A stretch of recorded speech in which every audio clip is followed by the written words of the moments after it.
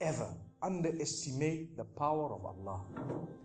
You know, there was a Sheikh who mentioned this in Saudi Arabia, and there was a doctor that visited him from Pakistan and told him a story that happened to him. So he says, what happened to me, he says, the doctor who's speaking is a top neurologist, one of the top doctors in Pakistan, or, you know, a very, very good doctor, very hard to meet. It's said that perhaps you would have to wait months on end before you can get an appointment to see him. So what happened is, he says, I was flying from one city to another, a very busy man, flying quite often within the country and perhaps even outside. And he says, suddenly the clouds built up. Huge clouds, and the lightning started striking, and it started pouring, and there was lots of turbulence, and one of the engines was struck and it was damaged. So we had to land. And so what happened is, the landing was at a nearby little airport or a little strip and so on.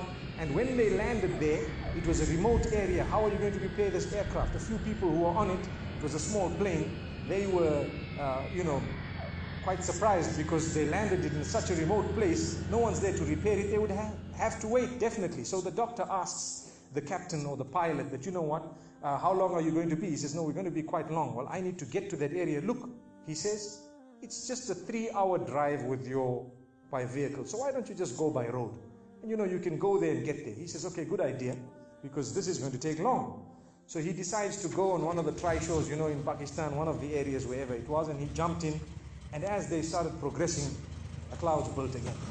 And the lightning was striking, and the rain started pouring. And it was pouring so much that their vehicle could not move much more because of the mud and because of everything else.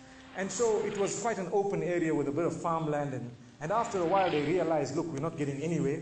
There's a little house here. Why don't we just go there? We can read our salah. Perhaps we can, see, have a bit of a meal or whatever else. And they decided to knock the door. Strange people, strange land, far off, out in the rurals. And so he knocks the door, and he's got his little bag and everything, and he walks in. An old lady happened to answer the door after a while, and they spoke to her saying, look, this is what has happened, and we're going from so-and-so to so-and-so, and we just want a place, we want to read salah and so on. And she said, no problem, you can come in. She had a little musalla, a little sajjada, and she had a little baby on the side, or not a baby, but a child. And the child, every little while, she's actually checking on the child, and she's sitting on that musalla, making dua and reading her own salah. These people fulfilled their salah, did whatever they had to.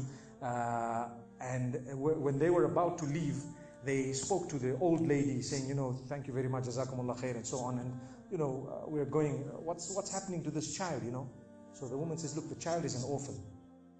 And the child is unwell, not well at all, very sick. And we've been to all the doctors around. And subhanallah,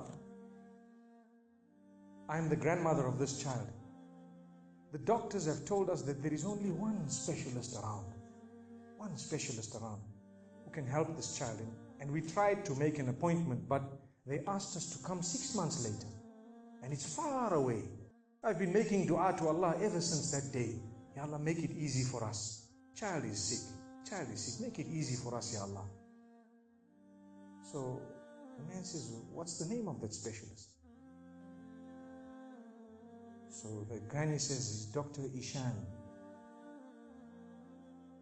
Immediately this doctor burst into tears. Straight away, he burst into tears. Why are you crying? Your dua has just been accepted. For your dua, the thunder came, the lightning came, the engine struck, we came down, we came on the road, the rain came again and stopped us and so on. And do you know what? The rain only stopped after the question was asked. Now it happened. And now the woman starts crying. Subhanallah. And the doctor himself is telling the story, saying, that was me. It happened to me, he says. And he says, I learned that Allah's armies are beyond limits. Allah uses whatever He wants to get what He wants done. So, where in the wildest of the dreams of this person would they have felt or believed that the top man, whom it is semi-impossible to see without big appointments, would actually be driven all the way to the door, knock the door, come in here, read some salah, and they would have to serve the child here. Amazing. Wallahi, it brings tears to the eyes. But the reason I share it with you, every one of us has needs for Allah subhanahu wa ta'ala. Just keep calling. Just have yaqeen. Have conviction. If it is meant, it will definitely come in your direction. You know, we use the term by hook or crook, but I don't want to use that today. I want to tell you, by the mercy and power of Allah subhanahu wa ta'ala, it will happen. It will come to pass. May Allah subhanahu wa ta'ala bless us. May He open our doors. May He grant us all shifa. And may He make us firm believers that for Him, nothing is impossible. Creating a disaster. No, in a beautiful way. So it's important for us to know that, inshallah. And